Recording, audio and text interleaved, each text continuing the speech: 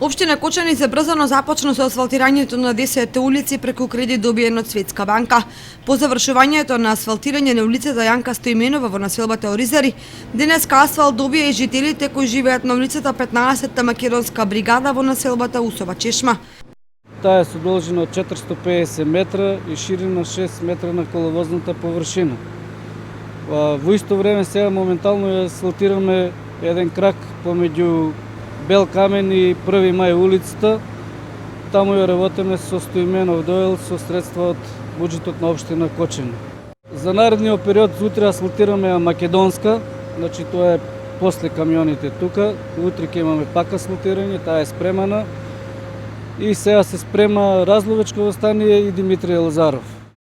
Од општината истакнаа дека половина од планираните улици ќе бидат завршени до крајот на месец октомври, а сите 10 се очекува комплетно да се завршат до крајот на оваа календарска година.